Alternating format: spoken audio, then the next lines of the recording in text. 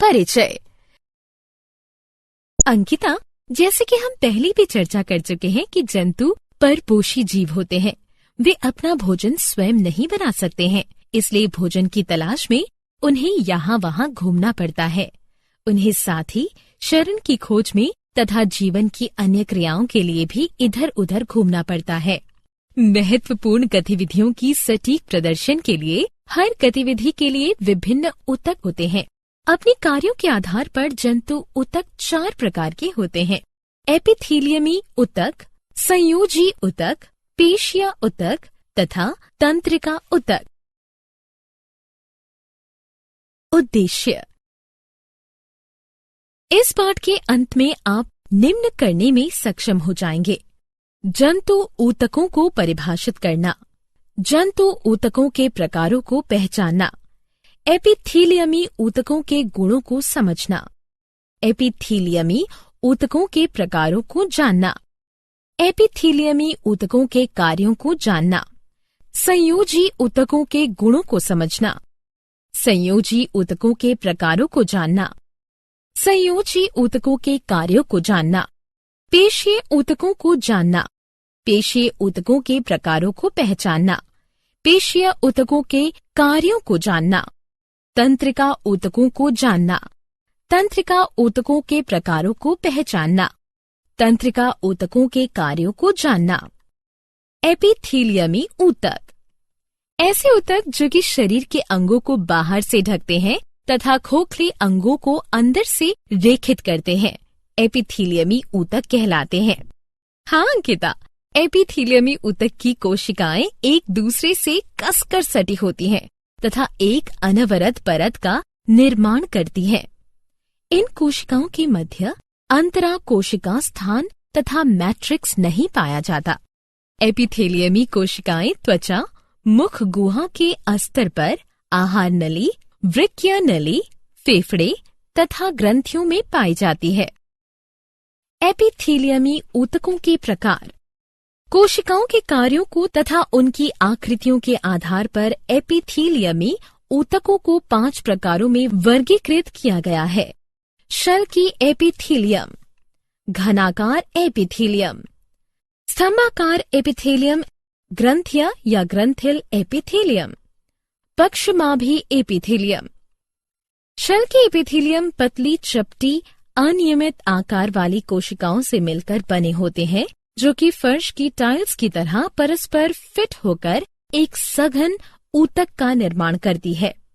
ये गुहाओं तथा रक्त वाहिकाओं के अस्तरों तथा जीव एवं त्वचा के कवर में पाए जाते हैं। इन्हें फुटपाथ यानी पेवमेंट एपिथेलियम के नाम से भी जाना जाता है। घनाकार एपिथेलियम में कोशिकाएं घन से आकार की होती हैं। वे अनुभाग काट करने पर वर्ग की भांति प्रतीत होते हैं, किंतु मुक्त सतह पर षटकोण की भांति दिखते हैं। वे वृक्कीय नलिकाओं, थायराइड पट्टिकाओं, लार ग्रंथियों, श्वेत ग्रंथियों तथा बहिःस्रावी ग्रंथियों में पाई जाती हैं। स्तंभाकार एपिथेलियम ऐसी कोशिकाएं से मिलकर बने होते हैं जो कि स्तंभ की भांति दिखाई देती हैं, क्योंकि वे चौड़ाई की अपेक्षा अधिक लंबी होती हैं। उनके केंद्रक आधार पर स्थित होते हैं।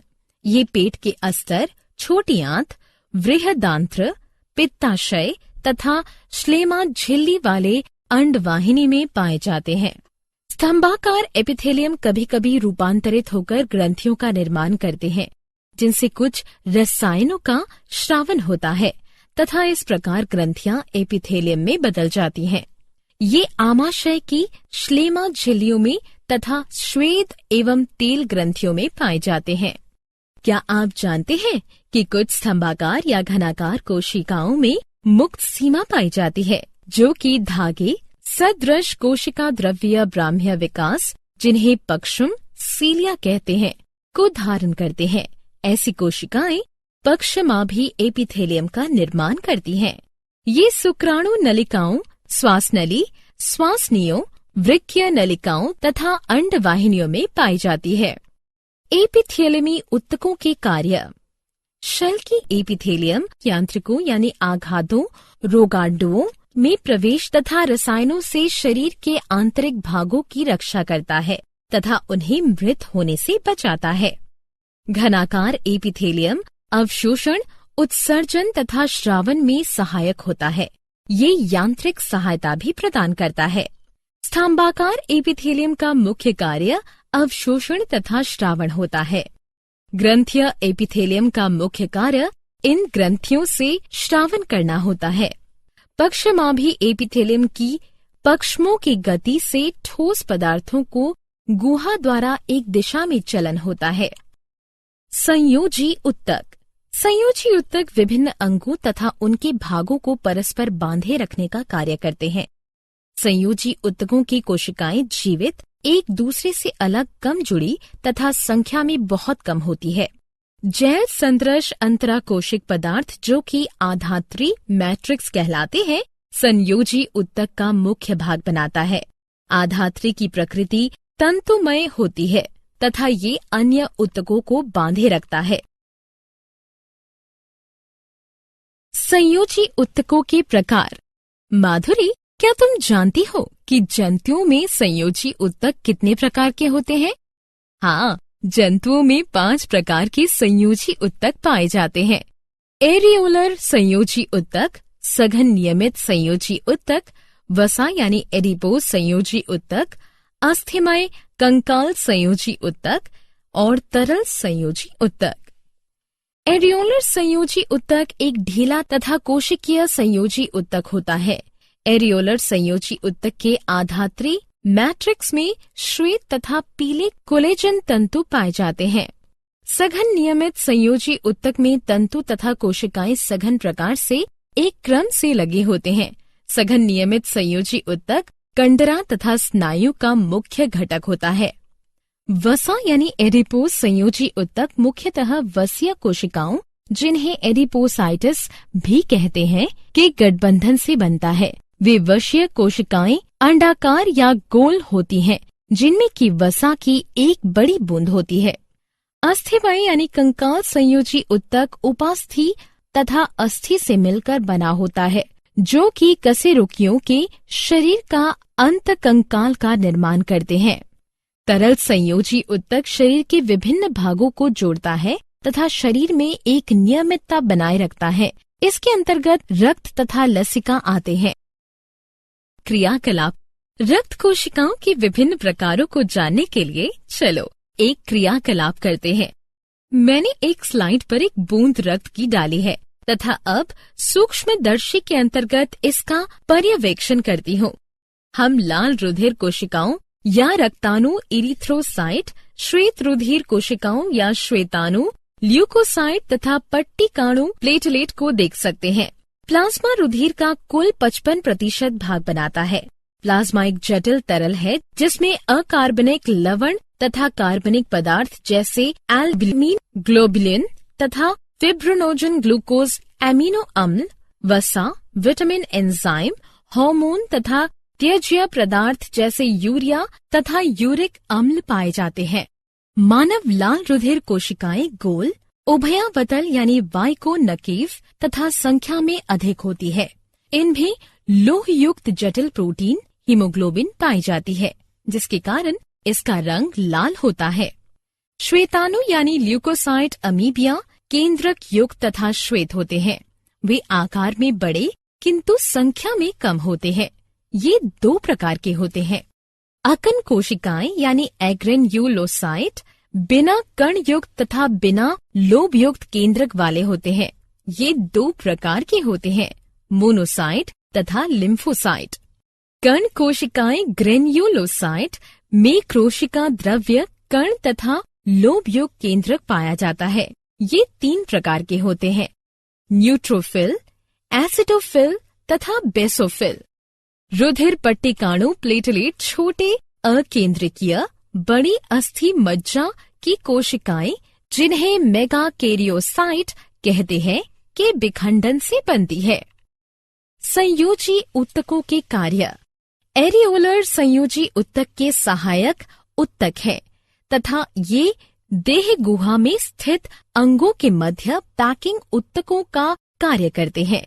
ये आघात के पश्चात उत्तकों की मरम्मत करता है, विषों से लड़ता है तथा त्वचा के नीचे स्थित पेशियों को स्थिरता प्रदान करता है। सघन नियमित संयोजी उत्तक जोड़ों को मजबूती प्रदान करता है तथा साधारण गति की अनुमति देता है। माधुरी, क्या तुम जानती हो कि स्नायु में अत्यधिक खिंचाव के कारण मोच आती है? वसा एडिपोज संयोजी उत्तक वसा को संचित करता है, शरीर तथा पैरों को आकृति प्रदान करता है, अंतरंग अंगों को नियमित आकार देता है, वृक्कों तथा नेत्र गोलकों को के आसपास आघात को अवशोषित करने वाले गद्दे की भांति कार्य करता है तथा इंसुलेटर की भांति भी कार्य करता है। अस्थिमय कंकाल संयोजी उत्तक अंततः कंकाल का निर्माण करता है, शारीरिक अंगों को सहायता तथा लचीलापन प्रदान करता है, मुख्य अंगों को सुरक्षित रखता है तथा कैल्शियम एवं फॉस्फेट को संचित करता है। तरल संयोजी उत्तक पूरे शरीर के उत्तकों को पोषित तत्वों, हार्मोन तथा विटामिन का परिवहन करते हैं तथा पूरे शरीर को उत्तकों से उत्सर्जी पदार्थों को यकृत तथा वृक्क तक ले जाता है। पेशीय उत्तक। पेशीय उत्तक अनियमित कोशिकाओं से मिलकर बने होते हैं, जिन्हें पेशीय तंतु कहते हैं। पेशियों में विशेष प्रोटीन पाई जाती है, जिन्हें संकुचनशील प्रोटीन भी कहते हैं। जब ये प्रोटीन सिकुड़ती है या संकुचित तथा शिथिल होती है, तब गति होती है।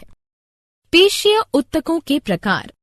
अंकिता, स्थिति, संरचना तथा कार्य के आधार पर पेशीय तंतु 3 प्रकार के होते हैं: रेखित पेशी, चिकनी पेशी, कार्डिक यानी हृदय पेशी। रेखित पेशियां पैर, जीभ, उदर, भित्ति, ग्रसनी तथा ग्रसिका में पाई जाती है। इनमें एक के बाद एक हल्के तथा गहरे रंग की रेखाएं या धारियां पाई जाती हैं। ये लंबी, बेलानाकार, शाखा रहित तथा बहुनाभीय होती हैं। ये पेशियां हमारी इच्छा के अनुसार गतिमान होती हैं, अतः इन्हें ऐच्छिक पेशियां भी कहते हैं। चिकनी पेशियां आमाशय की भित्तियों, आंत्र, रक्त नलिकाओं, आंख की आइरिश तथा गर्भाशय में पाई जाती है। ये आकार में छोटी, एक केंद्रिकाएं तथा तर्कु रूपी होती है एवं परतों के रूप में व्यवस्थित होती है। ये पेशियां हमारी इच्छा के अनुसार गतिमान नहीं होती, अतः इन्हें अनैच्छिक पेशियां भी कहते हैं। कार्डिक यानी हृदय पेशियां हृदय के मायोकार्डियम में पाई जाती है। वे रेखित तथा चिकनी दोनों तरह की होती हैं। हृदय पेशियां शाखित रेशों से मिलकर बनी होती हैं। ये शाखाएं परस्पर मिलकर एक जाल का निर्माण करती हैं। प्रत्येक रेशा सार्कोलेमा द्वारा घिरा होता है तथा इसके अंदर एक मध्य में केंद्रक तथा अनुदैर्ध्य मायोफाइब्रिल के साथ सार्कोप्लाज्म पाया जाता है। अंतराकोशिक स्थान अधिक मात्रा में पाए जाने वाले ढीले संयोजी उत्तक द्वारा भरे रहते हैं। रेखित पेशियां गमन तथा शरीर को ऐच्छिक गति करने के लिए बल प्रदान करती है। चिकनी पेशियां अनैच्छिक पेशियां होती हैं, अर्थात वे हमारी इच्छाओं के अनुसार कार्य नहीं करती हैं। आहार नली में भोजन का आगे बढ़ना, नलिकाओं का खुलना तथा बंद होना आदि चिकनी पेशियों के कारण ही होता है। कार्डिक यानी हृदय पेशियां जीवन भर तेजी से संकुचित तथा शिथिल होती हैं। ये संकुचन तथा शिथिलन हृदय कोशिकाओं को रुधिर को पंप करने में तथा रुधिर को शरीर के विभिन्न भागों तक पहुंचाने में सहायक करता है। तंत्रिका उत्तक। तंत्रिका उत्तक वो उत्तक है जो हमारे शरीर को संदेश प्रवाहित करता है। तंत्रिका उत्तक में मुख्य एकल कोशिकाएं पाई जाती हैं, जिन्हें तंत्रिका कोशिका या तंत्रिक कोशिका कहते हैं, जिनमें कि शरीर के अंदर और बाहर उद्दीपनों को ग्रहण करने तथा उन्हें शरीर के विभिन्न भागों तक पहुंचाने की क्षमता होती है। ये उद्दीपन एक तंत्री कोशिका से अन्य तंत्री कोशिका तक जाता है। माधुरी, क्या तुम्हें पता है कि प्रत्येक तंत्री कोशिका में 3 भाग पाए जाते हैं? कोशिका काय, सायोटिन, धूम्राक्षय तथा तंत्रिकाक्ष, एक्सान। सायोटिन या कोशिकाएं में एक मध्य केंद्रक तथा कोशिका द्रव्य पाया जाता है, जिसमें गहरे रंजित कण पाए जाते हैं, जिन्हें निसेल ग्रेन्यूल कहते हैं। डेंड्रोन छोटी प्रक्रियाएं होती हैं जो कि साइटोन या कोशिका काय से निकलकर आगे चलकर धूम्राक्षय में शाखित हो जाती हैं। तंत्रिकाक्ष एक से व्यास की एकल लंबी बेलन नुमा प्रक्रिया है। तंत्रिकाक्ष सिरे पर पतली शाखा बनती है। प्रत्येक शाखा एक फुली हुई संरचना जिसे सिनेप्टिक पुटिका कहते हैं में जाकर मिलती है। तंत्रिकाक्ष को तंत्रिका तंतु भी कहते हैं। एक एकल तंत्रिका तंतु की लंबाई 1 मीटर होती है। तंत्रिका ऊतकों के कार्य। यह दुम्राक्ष उद्दीपनों को ग्रहण करता है तथा तंत्रिकाक्ष उद्दीपनों को कोशिका काय से दूर ले जाता है। उद्दीपन तंत्रिका कोशिका के तंत्रिकाक्ष के साथ वैद्युत क्रियाकलापों का एक मार्ग होता है। क्या आप जानते हैं जंतुओं में सर्वप्रथम एपिथीलियमी ऊतकों का विकास हुआ था। एपिथीलियमी ऊतक सबसे सरल प्रकार के ऊतक होते हैं। शरीर के कुल भार का 40% रेखित पेशियां बनाती हैं। लाल अस्थि मज्जा में हीमोसाइटोप्लास्ट विकसित रुधिर कोशिकाओं को जन्म देते हैं। मानव शरीर में लगभग 6.8 लीटर रक्त पाया जाता है।